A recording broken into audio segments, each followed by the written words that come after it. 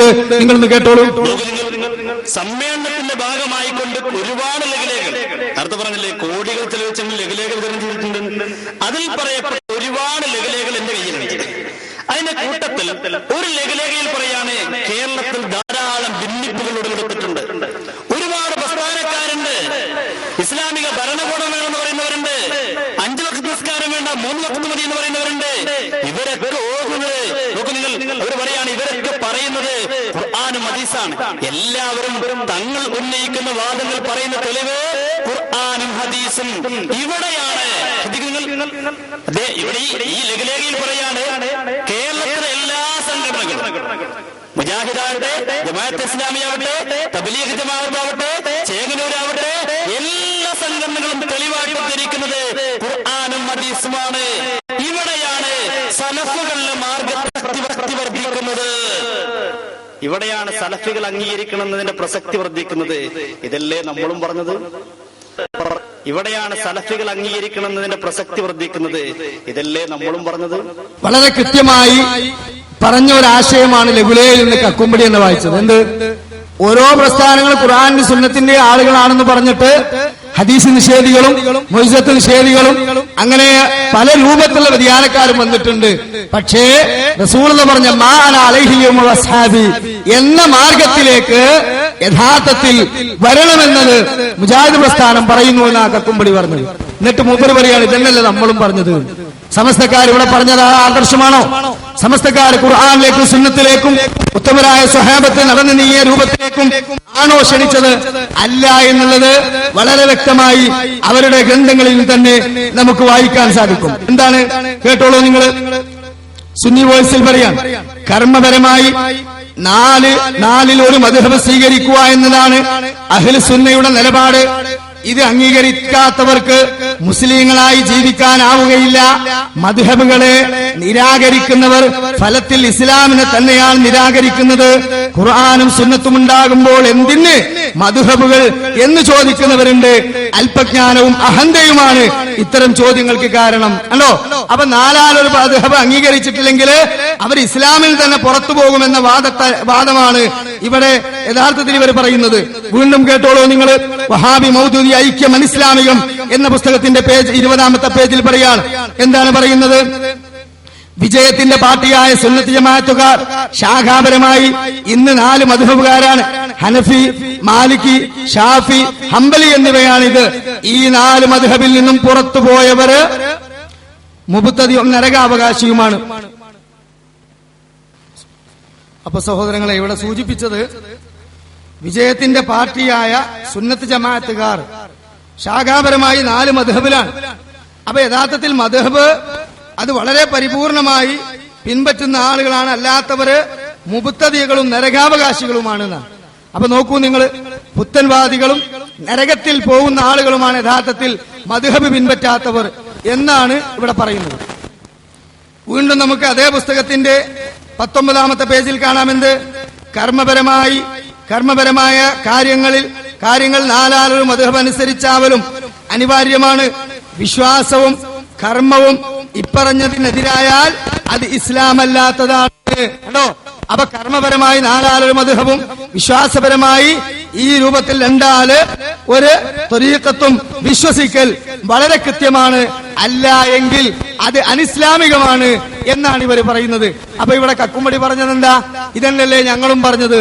ഇവര് സലഫുൽ മൻഹജിലേക്ക് തിരിച്ചു പോകണമെന്നാണോ പറഞ്ഞത്? അല്ല, ഇവര് ഖുർആനും സുന്നത്തും ഉത്തമരായ സ്വഹാബത്തിന്റെ ആശയങ്ങൾക്ക് അല്ലെങ്കിൽ ഉത്തമരായ സ്വഹാബത്ത് അംഗീകരിച്ചതുപോലെ അംഗീകരിക്കണമെന്നല്ല പറഞ്ഞത്. മറിച്ച് മദ്ഹബിന്റെ ഇമാമിയങ്ങൾ ഹദീസുകൾക്കെതിരാണെങ്കിൽ പോലും ഹദീസുകളെ മാറ്റി മദ്ഹബ് സ്വീകരിക്കണമെന്നാണ് ഇവര് വളരെ വ്യക്തമായി പറഞ്ഞിട്ടുള്ളത്.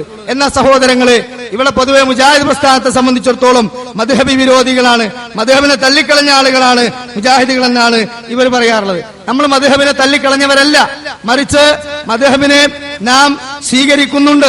4 മദ്ഹബ് നാം അംഗീകരിക്കുന്നുണ്ട്. ഏത് രൂപത്തില്? ഖുർആനിനോടും സുന്നത്തിനോടും യോജിച്ചു വരുന്ന ആശയങ്ങളും ആദർശങ്ങളും ആര് പറഞ്ഞാലും അത് സ്വീകരിക്കും. അതുകൊണ്ടാണ് ഞങ്ങളുടെ സ്ഥാപനങ്ങളിൽ 4 മദ്ഹബ് ഇസ്ലാമികളെ ഗ്രന്ഥങ്ങൾ പോലും പഠിപ്പിക്കുന്നത് എന്ന് നിങ്ങൾ മനസ്സിലാക്കേണ്ടതുണ്ട്. പക്ഷെ ഇവര് പറയുന്നതോ നരകത്തിൽ നിന്ന് രക്ഷപ്പെടാൻ 4 ഏതെങ്കിലും ഒരു മദ്ഹബ് സ്വീകരിച്ചേ പറ്റൂ എന്നാണ്. എങ്കിൽ ആ മദ്ഹബിൽ അനുസരിച്ചുകൊണ്ട് കർമ്മങ്ങൾ ചെയ്താൽ അത് നരകത്തിലെത്തിപ്പെടാനേ സാധിക്കുകയുള്ളൂ. കാരണം എന്താ, മദ്ഹബുകൾ ഒരുപാട് വിഷയങ്ങളിൽ വളരെ വലിയ അന്തരമുണ്ട്. ഹദീസുമായും ഖുർആനുമായും തട്ടിച്ചു നോക്കുമ്പോൾ പല വിഷയങ്ങളും നമുക്ക് അജഗജാന്തരമായ വ്യത്യാസങ്ങൾ കാണാൻ സാധിക്കും. പക്ഷെ ശാഖാപരം എന്ന് പറഞ്ഞ് തള്ളിക്കളയുകയാണ്. ഒരു ഉദാഹരണം കേട്ടോളൂ. എന്തുകൊണ്ടാണ് മദ്ഹബ് പ്രമാണത്തെക്കാൾ കൂടുതലായി ഞങ്ങൾ അതിന് പ്രാധാന്യം കൊടുക്കാത്തത് എന്നത് വളരെ കൃത്യമായി നിങ്ങൾക്ക് മനസ്സിലാക്കാം. ഹനഫി മദ്ഹബ് പ്രകാരം നമസ്കാരത്തില് ഫാത്തിഹ ഓതൽ നിർബന്ധമില്ല. നമുക്കറിയാം ഹനഫി മദ്ഹബ് പ്രകാരം നമസ്കാരത്തിൽ എന്തില്ല, ഫാത്തിഹ ഓതൽ നിർബന്ധമില്ല. എന്നാല് ഫാത്തിഹ ഇല്ലാത്തവന് നമസ്കാരമില്ല എന്ന് റസൂൽ പറഞ്ഞിട്ടുണ്ട്. അപ്പൊ ഷാഫി മദ്ഹബിനനുസരിച്ച് ഫാത്തിഹ വേണം, കാരണം അത് സുന്നത്താണ്, ഹദീസിനോടാണ് താല്പര്യം. പക്ഷെ ഹനഫി മദ്ഹബ് അനുസരിച്ച് എന്തില്ല, ഫാത്തിഹ നിസ്കാരത്തിൽ വേണ്ട. പക്ഷെ രണ്ട് നിസ്കാരം സ്വഹിയാവും. അതെങ്ങനെ സഹോദരങ്ങളെ ആകുക? അല്ലാഹുവിന്റെ റസൂൽ പറഞ്ഞു, ലാ സ്വലാത്ത ലിമൻ ലം യഖറഉ ബിഫാത്തിഹൽ കിതാബ്. സ്വഹീഹുൽ ബുഖാരിയാണ് അല്ലേ? ഫാത്തിഹ ഓതാത്തവന് നമസ്കാരം തന്നെ ഇല്ല എന്ന് സ്വഹീഹുൽ ബുഖാരിയിലുണ്ട്. അപ്പോ ഹനഫി മദ്ഹബ് അനുസരിച്ചുകൊണ്ട് ഒരാള് യഥാർത്ഥത്തില് നമസ്കരിച്ചാൽ, ഫാത്തിഹ ഓതാ നമസ്കരിച്ചാൽ ഓ നിസ്കാരം ശരിയോ ഇല്ല, നിസ്കാരം ബാത്തിലാവും. അപ്പൊ അതുകൊണ്ട് മദ്ഹബിനോട് നാം പുലർത്തേണ്ട മാനദണ്ഡം എന്താണെന്ന് ചോദിച്ചാൽ മുജാഹിദ് പ്രസ്ഥാനം എക്കാലത്തും അത് വളരെ വ്യക്തമായി പഠിപ്പിച്ചു. ആരിലൂടെ? മദ്ഹബിന്റെ പണ്ഡിതന്മാരിലൂടെ തന്നെ. മദ്ഹബിന്റെ പണ്ഡിതന്മാർ വളരെ വ്യക്തമായി ഈ വിഷയത്തിൽ നമുക്ക് പറഞ്ഞു തന്നത് എന്താണെന്ന് ചോദിച്ചാൽ അബൂ ഹനീഫ ഇമാം പറയുന്നത് എന്താണ്? എന്റെ തെളിവ് എന്തെന്നറിയാത്തവന് എന്റെ അഭിപ്രായം അനുസരിച്ച് ഫത്വ നൽകൽ ഹറാമാണ്.